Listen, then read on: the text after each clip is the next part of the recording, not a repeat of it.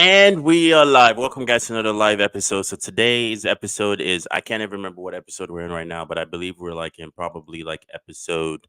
If I'm the guess, I'm like episode 26, 27. But long story short, guys, we still got a long ways to go.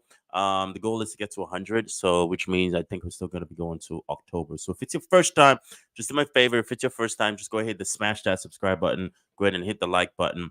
Go ahead and show some love because obviously, as you guys know, I'm dropping value, dropping content, dropping as much content as I possibly can, guys, because as you guys know, I kind of enjoy doing this for you. So today's topic is going to be something kind of a little interesting. So I was recently talking because we've been talking about money, we've been talking about investments, we've been talking about finance, we've been talking about the finance world, we're talking about things that make that's good in finance, things that suck in finance, the things you need to pay attention to. So recently, I was like, all right. So I was thinking about it. I'm like, how is it possible for you to be able to buy a business with $0, no money down, no money at all, which means you can go ahead right now, starting today, you can just go ahead and say, you know what, I want to go ahead and purchase a business. I want to go ahead and own this business, and you can go ahead and own that business outright. It's your business for $0. First off, is that even possible? Is that even possible, guys? Is that possible? Let me know. You think that's possible?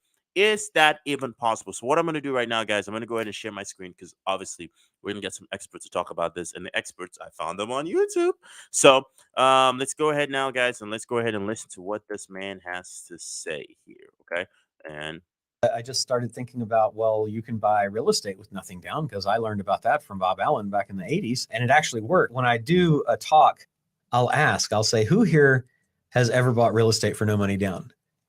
And 2 or 3 hands will always go up. And in a real estate crowd, maybe half the audience, right? Yeah.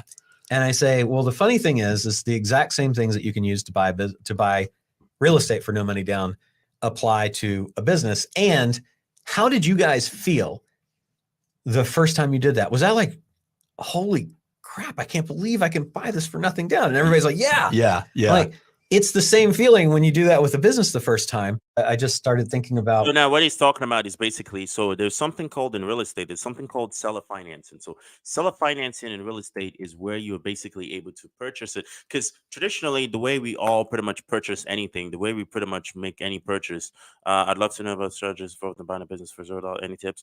Okay, Hamza, we're getting started, my friend. We're getting started. All right, you're kind of jumping ahead of the gun there, my friend.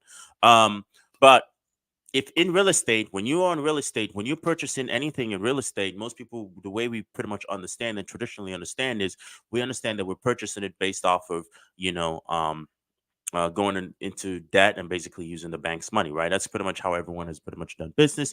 That's something we all know about. That's something which we're all kind of like familiar with. Like, okay, hey, you know what? I want to buy this property. This property goes for 400,000. Property goes for 500,000. I'll put 20% down, so it's about 80 grand to 100 grand. I'll go to the bank and I'll go ahead and get the remaining from the bank and finance the rest. But what about if you don't have the money to do that, or you don't have the credit? Let's say you have a crappy credit. Let's say your credit is not the best credit. Let's say you basically one, you have bad credit and you basically don't have any money and you want to kind of have a cash flow in business because as we know, most people want to be a business owner, most people want to be CEOs, everybody wants to be a CEO. So is it really possible, and how do you basically buy a business with for no money down? So this kind of brought me in my research.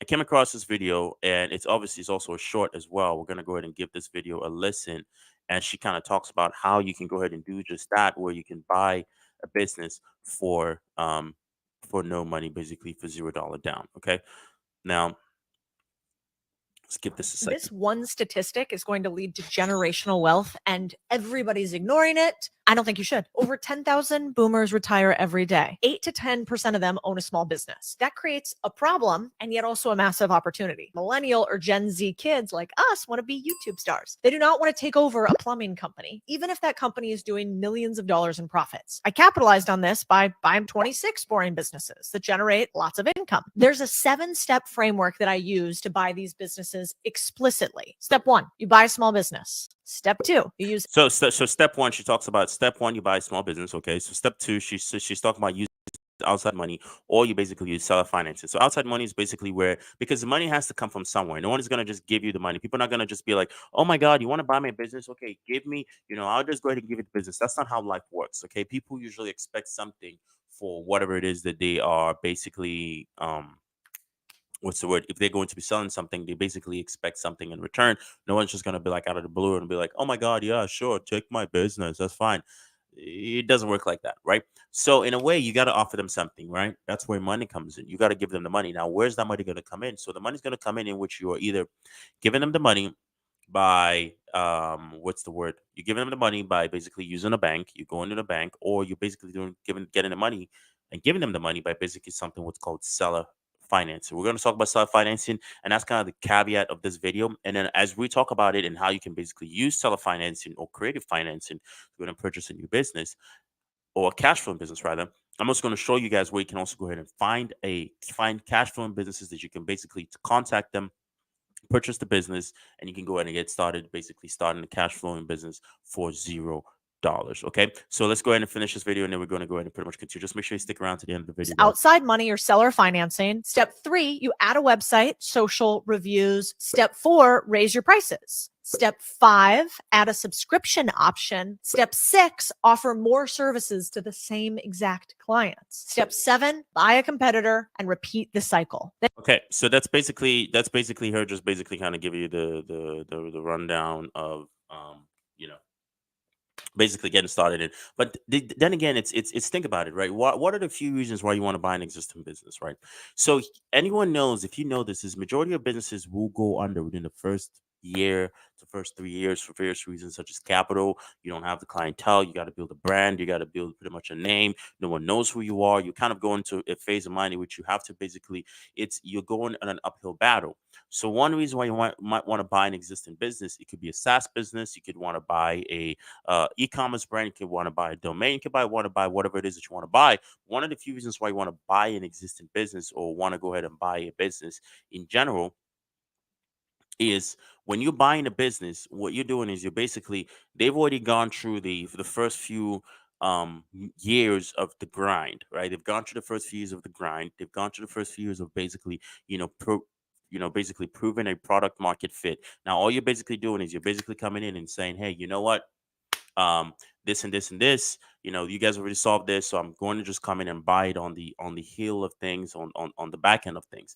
Now, a few reasons why people might be wanting to sell a business to you is basically you got to think about it. The boomers are retiring, right? And if you, as she said it, millennials, most people want to be YouTubers. I'm going to tell you, first off, do not be a YouTuber.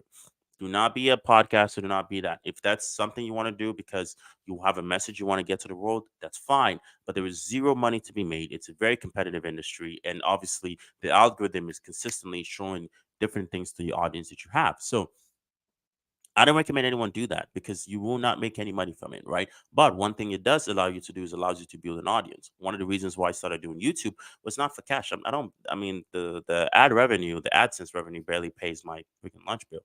But the one thing that it does allow me to do is allows me the ability to basically get my message to you out there, which the listeners, I can basically, first thing in the afternoon, first thing in the morning, after I'm done with everything I'm doing, we can jump on a live and we can go on and get ahead and kind of jump on a live stream and do something like this, which is honestly, I'm actually starting to enjoy it, if I'm being honest with you.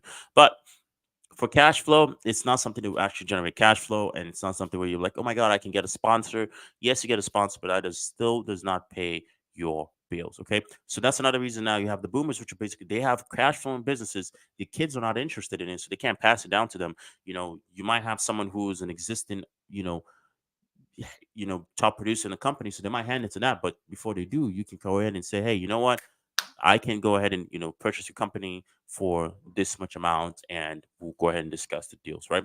So, what is seller financing for sellers? So, for you guys to understand what seller financing is, I want you guys to understand what seller financing is. This is a little bit of a longer video, but seller financing is something that's common in real estate. So, anyone who's in real estate understand what seller financing, understands what wholesaling is. A lot of people So, know my famous for F-150 this, story. It's literally, let's go ahead and I forget I got a lot of I'm gonna garages. go ahead and So a share lot my of people know screen real my quick. famous F-150 story. It's how people understand creative finance. And- Let's take a look at what do we got in the garage? What do we got? What kind of hardware we got over here? This is probably the fifth or And- all right, so you've we're gonna got use this little house down there in Lower East Mesa. Okay, let's just call the house 78th Place. So I get a wholesaler calls me up, and this wholesaler calls me up and they say, "Hey, Pace, I've got a seller that has a property on 78th Place named Susan, and she has a property with tenants inside of it that she wants to sell." Unfortunately, Susan is saying she wants $110,000 for this property. And Zillow is saying that it is worth only $100,000. Well, most people would look at that and go, that doesn't make sense. Why would I pay $10,000 over? Like most investors called wholesalers, these guys are typically looking for about 60 to 70% of the total Zillow number. They're going to come in and go, I wouldn't pay anything over 60 or 70%. That's kind of like the rule of thumb. Some of them are looking for 50%. Right? So they'll come to Susan and they'll offer her $50,000. They'll offer her $40,000, $60,000, and they'll sit there and negotiate with her over and over. And the wholesaler is going to get her under contract, let's say for 50 grand. And then that wholesaler is going to sell that off to a fix and flipper for 60,000, giving the wholesaler a $10,000 profit, right? That's how wholesale works in a nutshell. Well, here's the problem. All these people that are sitting there offering money to Susan, Susan says, there's no way I'm selling this property to you for anything lower than $110,000. Don't waste my time with anything lower than $110,000. Most people know I'm the creative finance guy. So Tom calls me up and says, hey, Pace, would you be willing to go and meet Susan at the property and see if you can negotiate her from $110,000 down to $50,000. Wholesaling is way harder than creative finance because in creative finance, the main goal in talking to a seller, the main goal is getting a number that both of you can agree on. The problem with when you're wholesaling, you got to get Susan under contract at 50 cents on the dollar of what her property is worth. In creative finance, I can actually pay exactly what she wants. Tom calls me and says, Pace, you want to work your magic with Susan and see what she can, what she'll sell the property to for me. I go, yeah, of course. So what ends up happening is I go over to the property and I end up having a great conversation with Susan. Her motivation in selling was, I want to move around the country in an RV and I want to travel around and I want to take some of this money and I want to basically utilize it for the next 10 years and travel around the country. And I go, okay, so she doesn't actually need the money right now. She just needs the money incrementally. Ding, ding, ding, seller finance. So I go to Susan and I said, hey, Susan, I imagine all of these people like Tom and other investors are probably giving you $50,000, $60,000 offers. Is that correct? She says, yeah, how'd you know that? And I go, because if I was going to pay cash, that's what I would pay too. I would pay 50, 60 cents on the dollar. And she goes, well, what do you mean? If you were going to pay cash, what other way would you pay? And I said, I would pay you in terms. And she looks at me like this. She goes, what?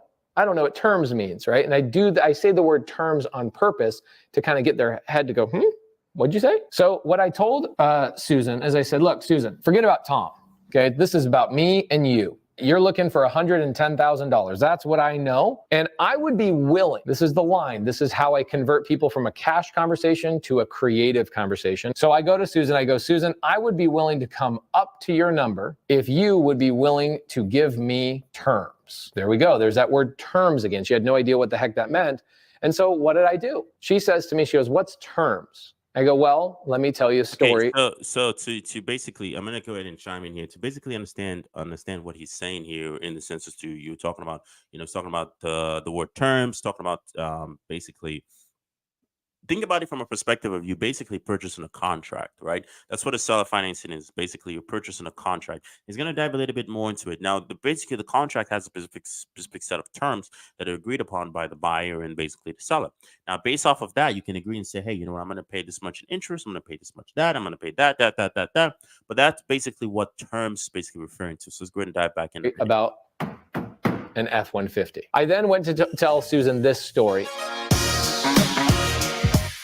And I used the story, the F-150 story, to tie into how I'm going to buy her house. I started nuancing. I said, well, Susan, here's the thing. I used to own a construction company, and I had this F-150. It was a blue, not that you care, but I want you to paint it in your mind. It's a blue 4-door, and it hit 320,000 miles on that truck. And I told you it's a Ford F-150. Not a Toyota Tacoma that can go 1,000,000 miles. It's a Ford, and it started having problems. And so I decided, Susan, that I was going to sell this truck, and I was going to take that money, whatever it is, and reinvest it into another truck. And she's like, okay, what does this have to do with my house? I go, well, Susan, how did you come up with the price of your house, the 110? And she says, well, I looked it up on Zillow. I go, okay, great. So if I go to sell a truck, where do I typically go? What's the Zillow for cars? And she says, oh, Kelly, Blue Book, right? KBB.com. That's where you go to find out the value of a car. And I go, okay, just like you. I go to Kelley Blue Book and I go, all right, Kelley Blue Book says my truck is worth $5,000. And I go, Susan, I'm crazy. Just like you, I'm belligerent. I want a specific price. There's no way I'm selling this truck for $5,000. So I'm crazy. And I decide I'm going to go list this on Craigslist. I'm going to add $5,000 on this because I'm crazy. Just like you, Susan. She laughs, right? And I am going to go put this on Craigslist for $10,000. Just like you saw on Zillow that Zillow says this property was worth 100, you went and put this on the market for 110. She goes, yeah, you're right. Like, I just know people are going to lowball me. I wanted to protect myself a little bit. And I go, okay, no problem. Why don't we figure out how I can get you to your $110,000 number, just like I figured out how to sell my truck for exactly what I wanted. I said, so I go to Craigslist and I list my truck on Craigslist for $10,000. Did I sell that truck, Susan, for $10,000? She's like, yes. And I go, no, I didn't. I didn't even get a phone call. 3 months goes by, okay? 3 months goes by. I don't get a phone call, a text. I don't even get somebody being angry with me. You know what's interesting, and what's interesting about what he's saying is, and this kind of speaks a little volumes of the U.S. economy. So basically, the way most people, and there's going to be a key point here. I don't want to give it away. I want you guys to kind of, kind of understand this here.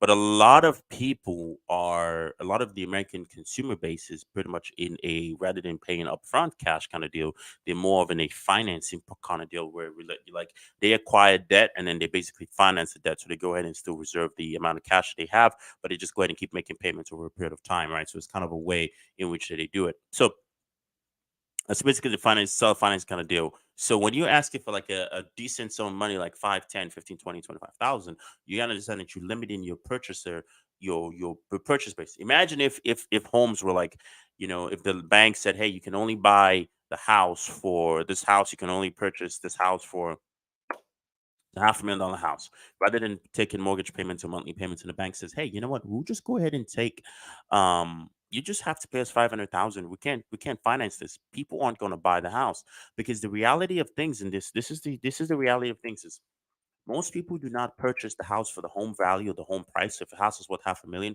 people don't purchase it for 500,000, right? They purchase basically the monthly payments. They go, how much can we pay per month?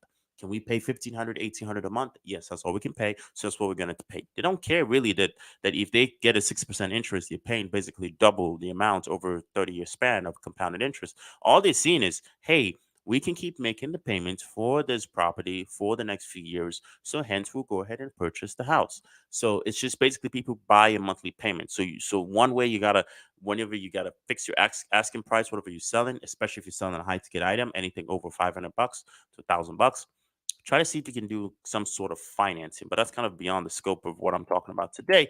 So today, just kind of like, let's go ahead and continue to give us a lesson. And saying, who the hell do you think you are trying to sell this truck for $10,000? I just thought, like, literally nobody reached out to me for 3 months. So my wife comes into the story and my wife says, hey, this is Laura. And she says, hey, sweetheart, that truck is in the driveway. And every day I come home, I got to kind of navigate around it in the driveway. Is there any way you could get that truck like sold as fast as possible? I'm like, babe, what the heck do you want me to do? I don't think it's worth $5,000. And if I put it on Craigslist for $5,000, which is what Kelley Blue Book says it's worth, I'm just going to get lowballed. And somebody's going to come in and say, oh, an all cash offer for $3,000. And I said, Susan, does that sound like what's happening to you? She says, yes, that's exactly what's happened to me. If I put it for 100, which is what Zillow says it's worth, I would even get lower cash offers. I go, there you go. So here's what I figured out.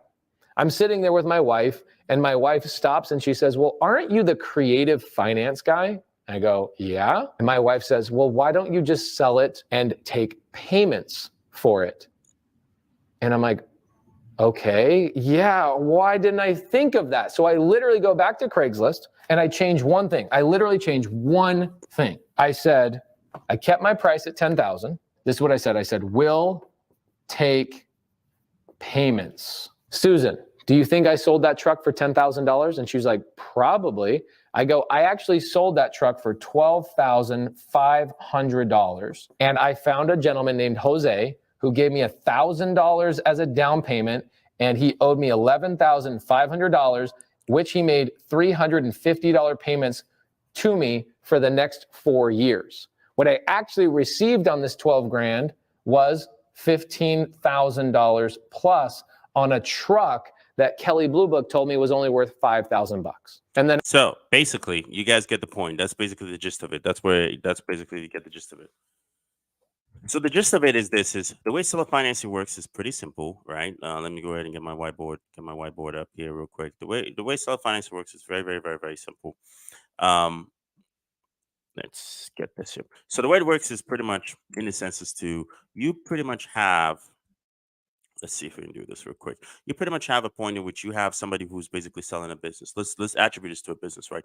So you have a business, right? Let me do the dollar sign right real quick. All right, you have a business. It's terrible dollar sign. Actually, let's do a better dollar sign here. Boom, boom. You have a business, right? You have a cash flowing business that's producing, 5, 10, 15, 20, $25,000 in cash flow, right? So you have a cash flowing business. And now you, based off this cash flowing business, you have an owner that's getting older that's like, I can't really be running this business anymore. And, rather than basically letting the business shut down, you're like, okay, hey, you know what? How about we do this? Your business is cash flowing 100 grand a month, right? So you have $100,000 a month cash flow in business, right? And how about we do this? We put terms on the contract, which basically says, I'll basically go ahead. You basically are the guy now that bought the F-150 truck. You're like, okay, I'll go ahead now and I'll pay you pretty much, we can work on a deal in which I'll pay you, 5% interest on top of basically finances. So now you're the bank, but you basically get 5% interest every month. So which means, we work on a 10, 15, 20 year deal. So we just basically finance it and I'll give you, 15 grand a month out of that plus an 8% interest in there. So which means you basically it's kind of like you're getting recurring revenue, you're getting recurring income, you're getting basically a taste of the business. But then I'll just go ahead and keep everything else on the back end while also basically financing the business. So that's basically seller financing. Basically now you the business owner is now the bank taking, the pretty much the brunt of the work, or basically they're basically the um lack of a better word, the business that you're purchasing is now basically going to be producing, you know basically taking on, and most of the debt, most of the money, and then they provide bringing the money up front, and you're basically coming in on the back end, and you're going ahead and you're pretty much um financing the deal, right? You're pretty much just making payments on the deal. Now for some people it makes sense if you have the money to pretty much go ahead and purchase it yourself. You can go ahead and purchase, pretty much up front. But majority of people don't necessarily fall into that situation where they actually do. So one more thing you got to think about it. Like, let's say you're like, hey, you know what? I want to sell my business. How does this actually protect you from a business owner perspective? On From, let's say you have bad people to come in and buy a business and then to they sell it default on the to loan, another buy and hold right? investor using creative financing terms. So take a Here's how listen it to would this. work. I would sell this house for $100,000 with $25,000 as a down payment. The remaining $75,000, I would do a seller finance loan at 8% interest only. Interest only means the payment just covers interest and doesn't pay down the principal. This keeps the monthly payment lower. Now, a seller finance loan, or what sometimes is called an owner carry, means essentially I would be the bank for the investor. And what's cool about that is, unlike traditional financing with a bank, I only care about two things. I care about the $25,000 down payment, and I care about holding a first position lien on the property. The $25,000 is what I call your skin in the game, and the first lien position protects me in the event you default on the loan. I can foreclose and repossess the property. I don't care about anything else. To sell it to So, I mean, he kind of pretty much just summarizes this for the most part. It's to you have basically, if you decide now, some people might, there's no money down. Some you might get some people that might take it, but let's say you have someone who's like, actually, no, I need a little bit more skin in the game, because some banks will loan to you for no money down for high interest rate. Or you might have some people that say, all right, you know what, you go ahead and make, a down payment of, 25, 30, 35, 40, $45,000. Once you make your down payment, I know now that you're committed into this, and also gives you some element of equity because you put some money down. But then two, also, you go ahead and sign a lease or a contract, kind of like how you have at a bank, where if you miss 2, 3, 4, 5 payments, it can come back and foreclose, because that's basically a legal binding contract, right? That's kind of like an example of how you basically protected if you are the person that's basically self financing. So one another thing that I kind of wanted to look at here, which is kind of very interesting, is I was kind of curious. I was like, how big is the market? How big is the seller financing market, in the sense as to how many what's the numbers, what's the cash flow, what's the how many people are actually doing it. So the numbers are in. So basically, this is basically in-depth self-financing market in 2022, and obviously this is 2022 data. This is not 2023 data. So here's some stats basically. So 22.5 billion in self-finance notes were created in 2022 compared to 27 billion in 2021. There's a little bit of a reduction in 2022. So what does that mean? What are the notes? Basically, these are just think about it in census to agreements or buyer seller kind of agreement, right? You have 83,000 transactions were owner financed, right? And you have 123 billion in owner finance notes were created in the past 5 years, right? So if you look at it from year over year, right? So since 2013, you have basically 110,000 notes were created, 116,000, 105,000, 89,000. So basically, seller financing is something that's been going on in the real estate side for a very, very long time. Now, did a little bit of research, but wasn't able to find that much in the business side of things as far as how to basically what you call it, the seller financing deal for businesses. But if it applies in real estate, it also applies in businesses as well. So if you're a business owner watching this, if you have a SaaS and you're like, hey, you know what, I want to acquire more businesses, I want to go ahead and acquire more customers, that's something as well that you can pretty much put and you can pretty much use to go ahead and help grow your business in whatever way, shape, or form that it may be. Right. So that's an example there. Pretty much when you talk about the seller financing as far as stats is in the real estate side of things, it's already pretty much working. It's pretty much already it's something that's already growing. Now, what are a few reasons why you want to buy a business? Right. I mean, I already spoke about it earlier in the sense as to do you want to be that individual you want to be that individual, that person's basically taking the brunt, having to take the beating to start a brand new, brand spanking new business, or do you want to be that individual that basically already has a cash flowing business? So to kind of summarize this and kind of understand why you should, or basically why, or does it make sense to you why you should actually go ahead and buy a business? So let's go ahead and listen to this commentary here, and then after this, I'll go ahead and pretty much kind of give you guys my thoughts here for a little bit. Once provided, I can get my computer to load.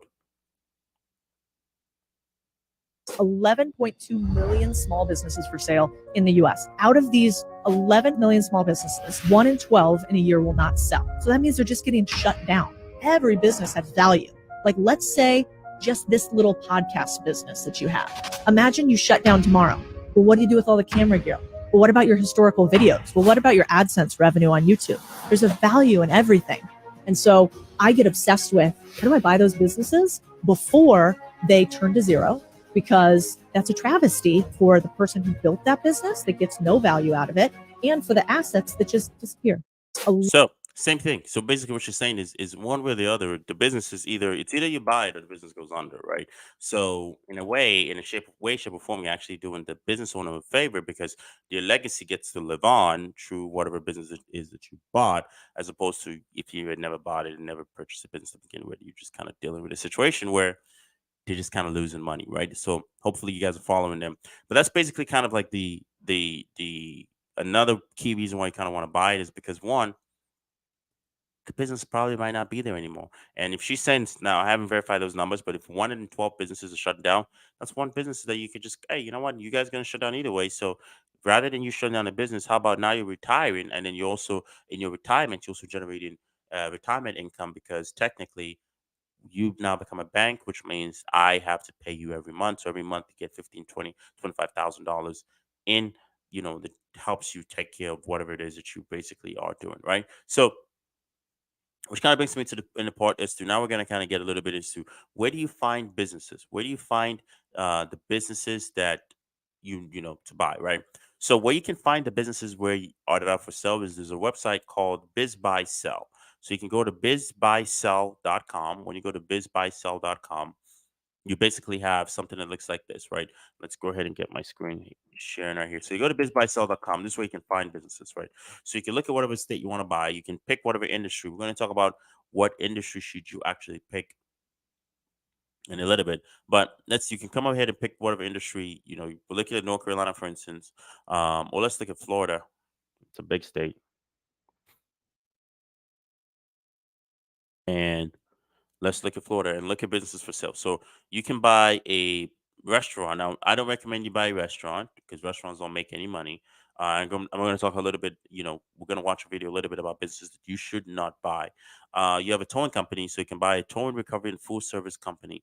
It's going for 6.5 million, and you're like, "Wow, you just lost me." Now, these are businesses that might be out of whatever.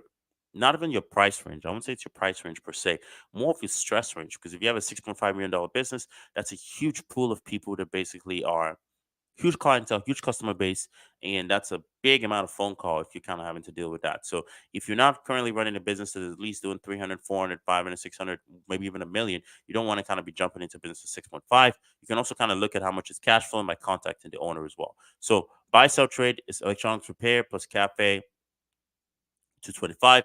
So you have the Neck and Back Pain Institute. So it's a healthcare practice for 700 grand. If you're not into it, I would recommend, doing that. And then you have a car wash. You can buy a car wash for 900 grand. And you have, wholesale, uh, basically with the real brands. And, you have a few things here. So you can go ahead and check it out as far as bizbuysell.com. But this doesn't give me as much accurate data that I want. So I wouldn't.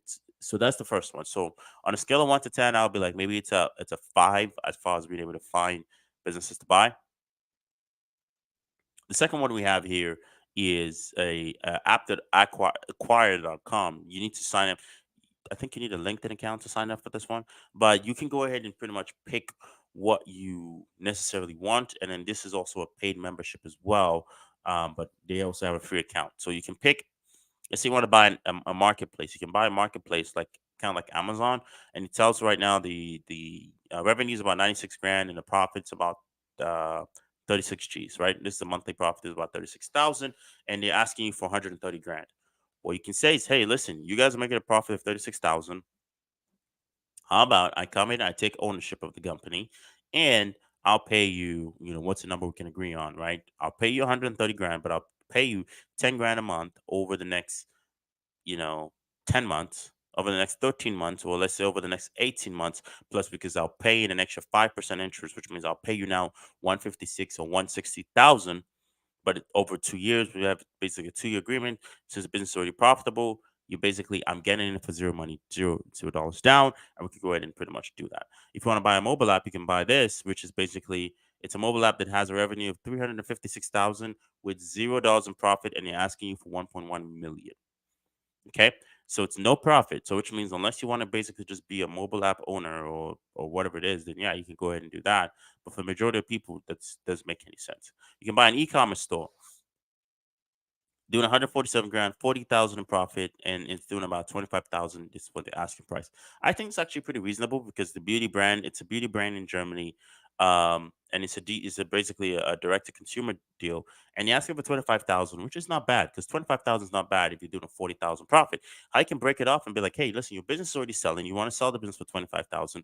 I'm assuming you don't want to deal with the headaches anymore of having to deal with it, or maybe this person's retiring, so we could just say, hey, listen, how about we do a 2-year deal, right? We do a 2-year deal where we basically finance this. I'll pay you 2 grand a month or 3 grand a month plus, a 4, 5, 6, 7, 8% interest on that. So paid off over the next 2 years. And then you basically go ahead and get your 25,000 and you're paying 2 grand a month. You're buying a profitable business. You're just coming in and making sure everything's managed properly and you're keeping in 39,000. Instantly, you're making money right there, right? You have basically what else do you have here? Now we have another one here. You have a mobile app. You can do the same thing as well. You have SaaS companies here. So this is basically highly. So this is you can get this. Like I said, guys, check out acquire.com. So app.acquire.com to go ahead and see about purchasing this. I'm not paid any affiliate commission or anything from this. It's just me basically um, giving you guys some tips there as far as what to do. So here you can go ahead and purchase an agency. So this is an agency. This is an established branding and graphic design agency, lucrative remote agency. They're asking you for almost a quarter million. The revenue is 400 grand and profit is 140 grand. It's simple. Break this into 2 years and say, hey, all right, we'll give you 20 grand a month over the next 2 years, and we'll work on a 7, 6, 7% interest. And obviously, if I default more than 3 payments, then you go ahead and basically you can come back and take your business, and you can keep whatever it is I paid you, and then you basically paying them 20 grand over the next 2 years, and you're basically keeping 140,000. So once you subtract the profit, you're keeping $20,000 in financing the agency, you're basically keeping 120. All you're basically buying is you're basically buying the headache. So why whatever it is you're selling for. Same deal as well for the Shopify app. Same deal as well for 800. They're asking for 800,000 on a 260,000 profit. It's very simple to buy the business, guys. We're breaking it down. The asking price is 800. So if they're asking price right now, let's move this. So the asking price right now is 800 grand. So they're asking for 800 grand. So we go 800 grand, right? 800 G's. And then the profit is 262. So you say, hey, we'll do work on a 2-year deal. On a 2-year deal, I'll pay you 80,000 a month over the next 2 years, which is going to be over the next 2 years on a 5%, 6, 7% interest, which means I'll probably pay you guys at the end of it all 960 grand, which means you're making an extra 160 grand. But since I'm paying you 80 grand a month, you're subtracting your 260 from 262. You're basically keeping a 282 no $182,000 a month. That's an example. Assuming these numbers are obviously correct and no one is kind of making numbers up, because if they agree to the deal, you're basically coming in for $0 down, and your income is going from 0 to $182,000 a month. Okay, it's provided you have some element of running business experience, and after 2 months, and then you consistently growing the company. After 2 years, now you're basically pretty much going now to 262,000 a month. So you basically now are going from making $0 to all of a sudden now you're basically overnight you are a mere millionaire. Now, it's easier said than done, okay? But this is something you can kind of take a look at, right? So here we can kind of see the numbers as we're kind of um, running through that. Another thing there as well to basically kind of take a listen to is, now where else can you go ahead and find a business to buy, right? So there's another place you can find a business to buy. This is called Zip. I believe this is it's not, is this Zipper? I think it's Zipper. Oh, Flipper. That's what I was looking for. Flipper. And so we can go to flipper.com. And when we go to flipper.com, so flipper.com, we'll be able to basically, yes, flipper.com. That's what I was looking for. So let's go ahead and kind of share this really quickly. Let me go ahead and get my screen. And then this is another place which you can go ahead and find a business. So let's say you are looking for you can buy Amazon. This way you can buy an online business. Let's say you want to buy a SaaS business. You just go ahead and click on SaaS. It shows you all the current existing SaaS businesses that are out there that you can pretty much purchase. So for instance, this is a paid subscription. So you do have to pay for this to have access to the data. So the net profit on this one is $1,153 per month, and they're asking you for 80 grand. It's not. It doesn't make any sense. That's a useless. This business is negative 120 per month, and it's asking for 25 grand. This business is 1143 per month, asking for 60 grand. And you have this is basically a subscription based subscription. So if it's something makes sense to you, you probably might want to do it. This is £5,000 per month, and they're asking you net profit, and they're asking you for $3.1 million. That doesn't make any sense to me. So stay away from those deals. 90 grand, 2.8 million. No, the deals don't make any sense here.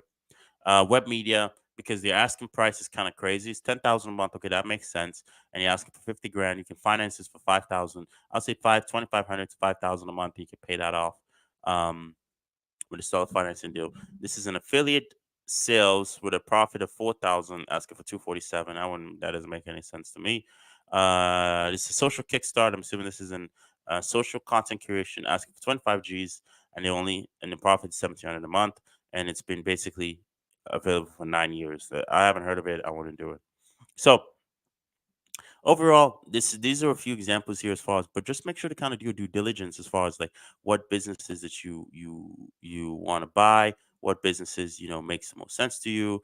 And it even says here that they basically want you to sign I have to sign a non-disclosure agreement to continue viewing. So obviously I can't even share this with you guys because I got to sign an NDA to before I can even view more details here. So I'm not signing any NDAs, guys, but in the future, if I do, I will, and I'll just not talk about that specific company, but then we'll go ahead and discuss a few other things as well, right? So What are a few businesses as you're looking at this, right? What are a few businesses that you should not buy? A few businesses that you should not even worry about buying. Those are businesses that should basically be off your mind. So these are basically an example of the three businesses that you should not buy.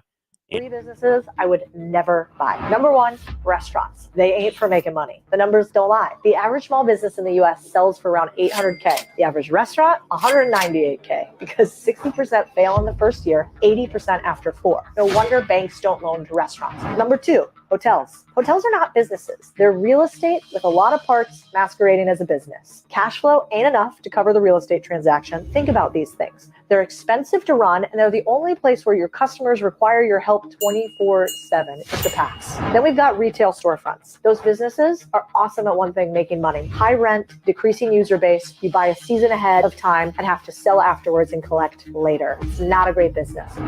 So these are just basically examples. Just basically give me examples of businesses that you should not buy. One, I would never recommend anyone buy at a restaurant.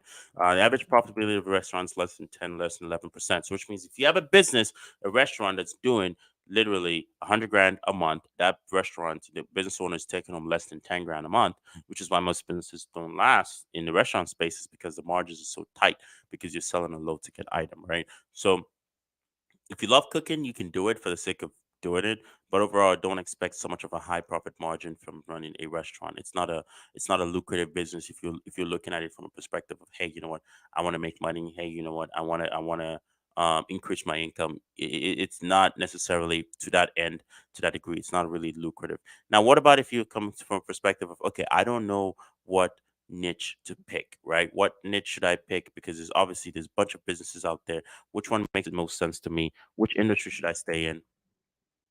That's we'll kind of go ahead and give a listen to this as to kind of understanding what niche, what industry per se makes sense. So, I want you guys to take a listen to this commentary here by Four Alex. traits that you have to look in a business, and then the fifth one is the most important. Number one is that you want to find a niche that has pain. So you want to have a problem that you can actually solve. Number two is you want something that's growing, because at the end of the day, business is hard either way. You might as well go serve a market. So yeah, so simple thing, interesting thing is people need to have a pain. So it's got to be like if you buy a chiropractic business, unless you're a chiropractor then and know how to actually do adjustments, that's an example of a pain of people coming in. So there has to be some element of a pain that currently exists in that business when you basically go ahead and sell it, right? So Marketplace that's getting bigger rather than getting smaller. So you want to sell for e-commerce stuff, not for newspapers. Number three is you want to make sure that the people you're trying to sell to actually have money. You could try and sell to wealthy doctors, or you could try and sell to people who are on unemployment. Which one do you think you'll be able to charge more for? The fourth is that you need to find a way to target them easily. If you have two different ones and one's easier to reach, pick that one. And then the fifth one, and this is the most important one, you want to pick the person or the niche that you can provide the most value to. And so this comes from having experience of some sort or some sort of relationship to that niche. Otherwise, you're going in blind and you're going to be competing against people who already know a little bit more than you. And so the easiest thing is just do something that's close to stuff you already know, and then you can grow from there.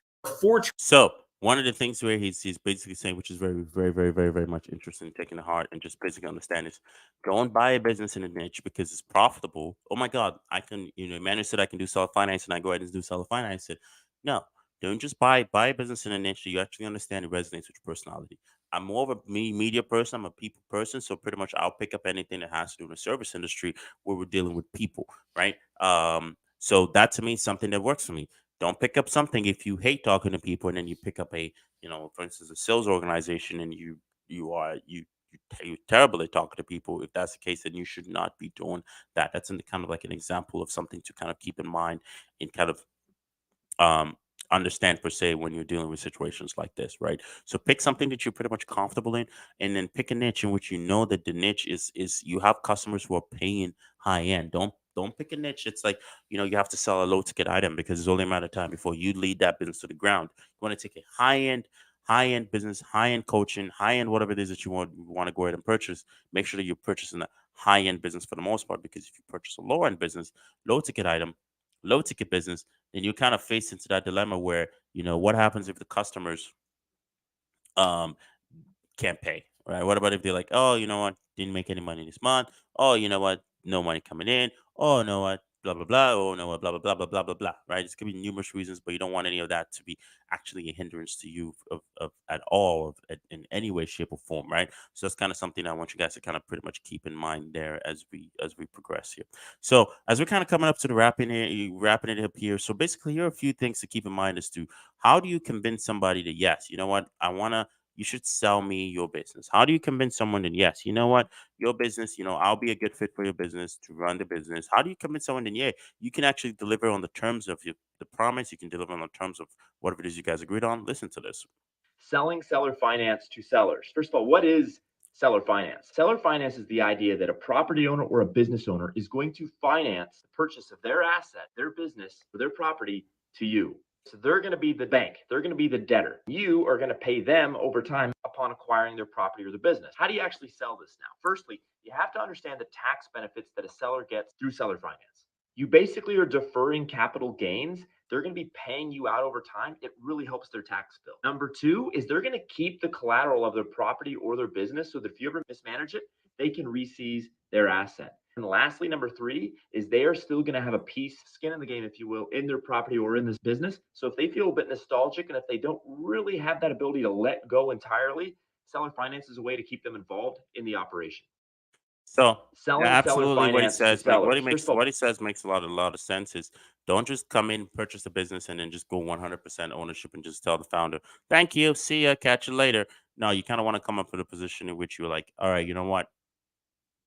As a business owner, as a founder, let's stay and do a 2-year transitionary period or whatever time frame that you kind of set into play."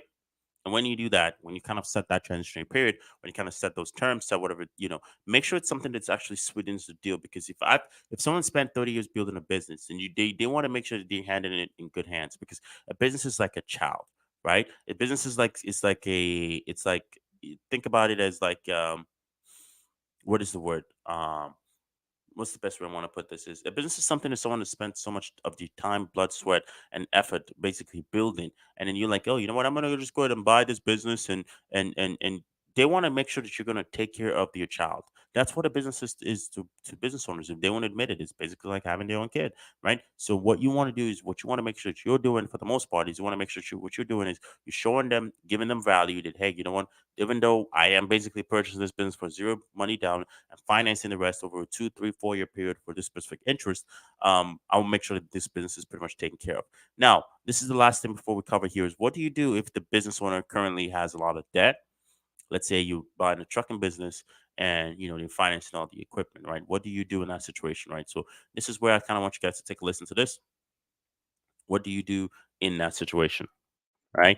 How do you address that situation? Do you because Subject to is a creative financing strategy where you, as an investor, buy a property by leveraging the seller's existing financing. Now, let me quickly explain. With traditional real estate, when a seller has an existing loan on his home and he decides to sell, the existing loan must get paid off in full, and the seller gets to keep whatever the difference is. That difference is the seller's equity. However, using a creative financing strategy called subject to, instead of paying off the seller's existing loan, you, the investor, take over the loan and then pay the seller that difference. Subject. So it's just basically saying you come in and you take ownership of the whole deal, right? And basically pay them the difference as to whatever it is based off of the equity. Those are terms which can be discussed. There's the things in which, like I said, there's something I'm not an expert in this. Something like I'm doing research and I'm kind of learning more about it. The self financing, treasury bonds, the money markets, how money works, how money is created, that how the loans, credit, all that good stuff. And as I'm learning it, I basically just talk about it, and that's honestly one of the reasons why this is almost like a podcast style format. Why I pretty much do this on a daily is because it forces me to pretty much learn and then talk about it, right? So, which is kind of cool because then again, I get to teach. The only way you can basically retain information is by teaching information, and by me teaching you guys, I get to retain information. So basically, it's a beneficial to both of us. So if it's your first time, guys, just do me a favor, smash that subscribe button, smash the like button, hit the notification bell so you don't miss me when I go live tomorrow. And tomorrow, I'm pretty much going to be talking about treasury bonds, and the next day I want to talk about UFOs. That's fascinating to me, and at some point I want to talk about UFOs and are aliens real? That's what I got for you guys. Thanks again for everyone joining me, and it's a absolute pleasure to have you guys on here. Enjoy.